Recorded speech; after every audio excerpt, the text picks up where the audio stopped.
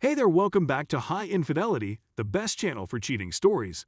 Like and subscribe to channel for more spicy stories. Now, let's get into today's story video. Wife worked as an escort while in college.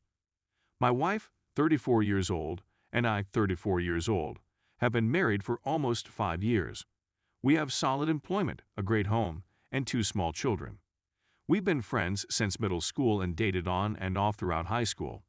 We had been away for some months when she left for college in another part of the nation, while I attended a public school not far from home. We saw each other on occasion when she was home for the summers and Christmas, and we up a few of times, but we kept it casual and didn't have any contact else while she was gone. During that period, I saw other folks. She returned to this region after graduation, and we both resided in the same city. As a result, we began to see one another again.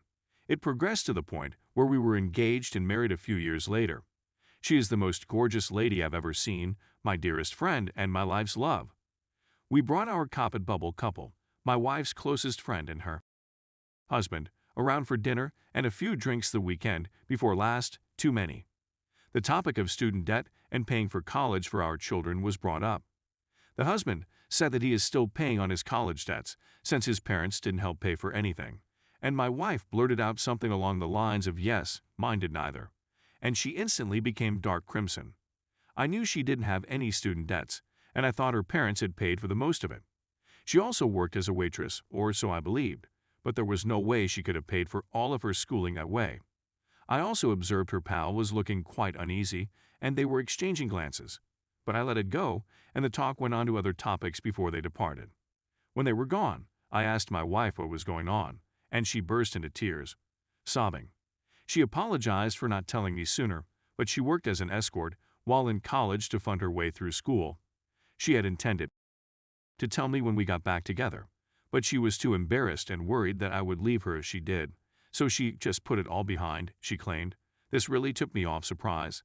I asked her how she got into it, and she said she was introduced to an agency by another girl she had met at school, and it all started from there. The frequency had first been limited to only once or twice a month, but since she needed the money, she had increased the frequency. But she had been vague and evasive about how much she was asking for. I questioned her about how frequently she'd done it, and she eventually acknowledged that she'd done it a couple of times a week for the last 3 years of school. I was surprised. This adds up to hundreds of times more than you may think. She began when she was still a child or teenager. I was really taken aback. She cried excessively and pleaded with me to forgive her for what she had done.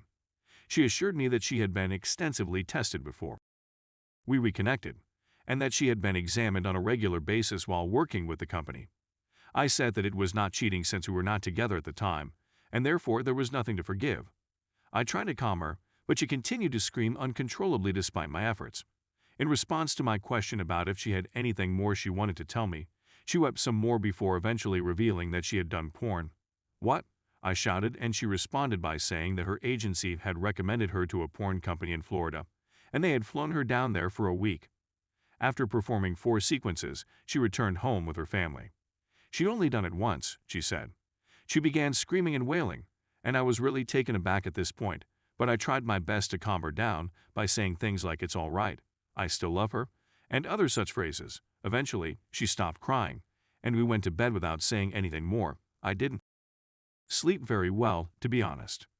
Our conversation about it continued the next day, and the day after that, she inquired about my well-being and asked if I wanted to talk about it, which I declined since I didn't feel like talking about it. She inquired as to whether or not I still cherished her, and I said affirmatively. And I feel the same way. I can't imagine living my life without her by my side. But, to be really honest, I'm having a difficult time dealing with this. Despite the fact that it's been over a week, I can't seem to get my mind off of it. The sense I get from her is that I don't know who she is at all.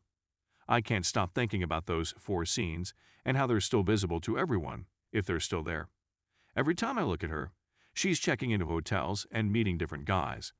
I'm interested in learning more, but I'm not sure I'm up to it. But I can't seem to get the image from my head. That's all I can come up with. We haven't had since we had this conversation. I'd want to continue. I'd like to get over this, but how? I'm certain she didn't cheat on me, but I can't shake the feeling that she did. What should I do in this situation? Is there anybody else who has had a similar experience? What steps did you take to cope with it? Story 2. My wife cheated on me during her business trip. Can we work through this? How? When my wife, 22, who is now traveling for work, cheated on me, female 22, with someone I mistaken for her friend on a night out with her coworkers, I was furious and called the police. After the event was reported to me, she said that she and the other girl were both under the influence of alcohol and were sleeping in the same bed. When the girl leaped on my wife retaliated in kind. I'm not going to go into detail, but they didn't have intercourse in the traditional sense, but they did engage in activities. Up until that point, she had been acting aloofly for most of May and June, including not answering my calls, texting me about an hour or two later, and not sharing anything with me, which was in contrast to her typically clingy demeanor. Therefore, I inquired as to whether there were any emotional ties between them, and she said that his being distant was her way of not having to feel guilty about being so far away from me. It didn't matter what happened. It broke my heart. For a long time, I didn't trust her to go anywhere, and we even made a pact that she wouldn't drink again until she returned home. Following that, she spent the most of her time talking on the phone with me, at work or at the gym, among other things. The last few weeks have been spent telling me how much she wants things to better, weeping on the phone because things aren't the same and she could tell I was becoming bored with her, and then striving to do more to help our marriage heal. Fortunately, I'm no longer as anxious about what she's doing, where she's going, or who she's with, but I'm still uncomfortable with things like her being out late with friends or staying up all night with a group of her friends when they travel during her spare time. She was telling me that she wouldn't be able to restore my trust until she did things like that, but it still makes me uncomfortable because I don't want the same thing to happen to me again. If this has come off as a rant, please accept my apologies. I don't have anybody with whom I can communicate my thoughts and opinions about this, and I don't want my loved ones to criticize her. What should I do in this situation? What can I do to make it function properly? Is it worth my time to attempt to make it work? She's never cheated on me before, but when I think about it, I'm concerned that she may in the future. According to the most recent update, the argument that you must allow her to continue behaving in the manner that led to the affair in order for her to prove herself and earn your trust is nonsensical on its face. That is something I loathe her for saying. That was not her usual defense, but recently she has attempted to justify her refusal to leave the house by claiming that doing so is controlling.